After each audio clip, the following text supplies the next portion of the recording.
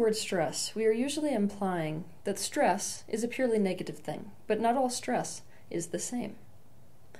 To generalize, there are two different types of stress: distress and eustress. Distress is stress that is not wanted. It causes anxiety, painful tension or pressure, strain, and suffering. It is negative and detrimental to you. Eustress, on the other hand, is stress that is perceived as positive or beneficial by the person experiencing it.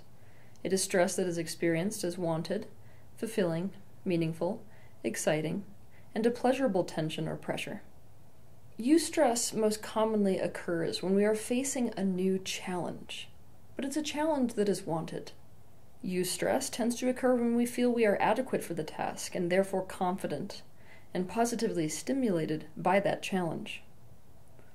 Whereas distress tends to occur when we feel overwhelmed because we feel that we're not adequate to the task. We lack the necessary resources to meet the demand and are therefore not confident. Eustress is necessary for personal growth. It is necessary for a sense of fulfillment and happiness. Distress, on the other hand, is detrimental to health and well-being. Being so unique, all people have a different experience when it comes to what causes them eustress versus distress, and this is especially the case when it comes to your purpose. We could consider you to be made for your purpose, right? Otherwise, what else are you doing on this earth? So, if you're made for a specific purpose, that also means you're made for specific types of stress. Now, if you're experiencing a stress in the category of something that you are made for, or, in other words, experiencing a type of stress you were made for, then it's going to tend towards the category of eustress instead of distress. So you can understand what I mean by this concept, I'll give you a few examples. One person might find the experience of having somebody else's life in their hands, literally, of having to focus with so much perfection and precision in terms of every movement you make, so that that other person whose life is in your hands lives, because one slip-up could mean they die. That kind of pressure, that kind of experience could be complete distress for one person.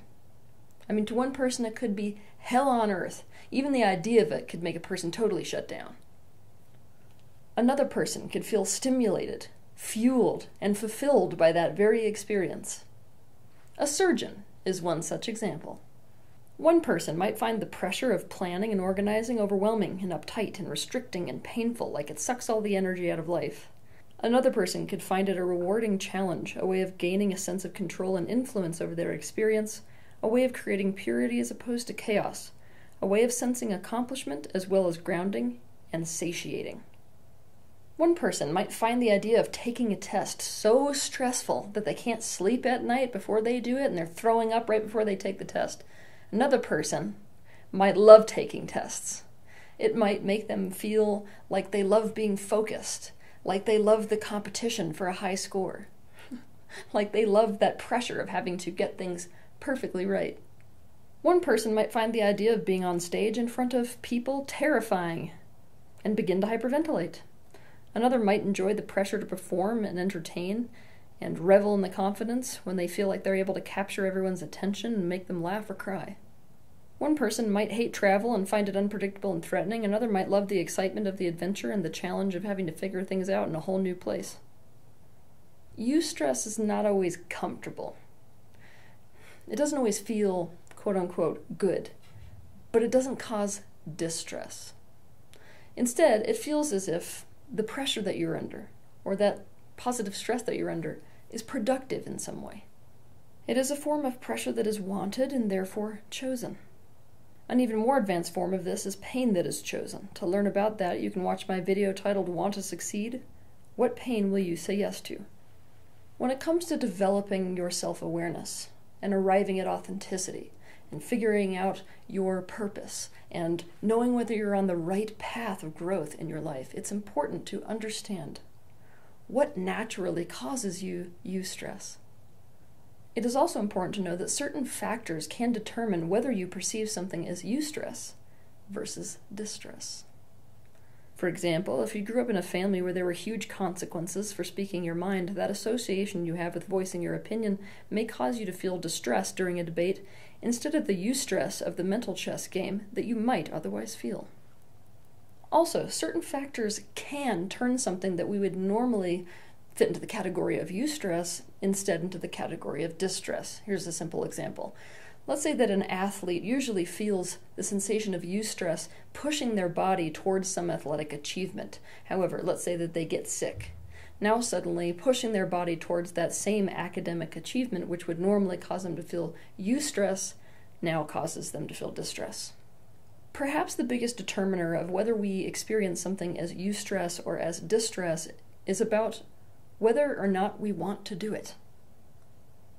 When we are being forced to, or feel like we're being forced to do something, or have to do something that we don't want to do, we naturally fit that into the distress category.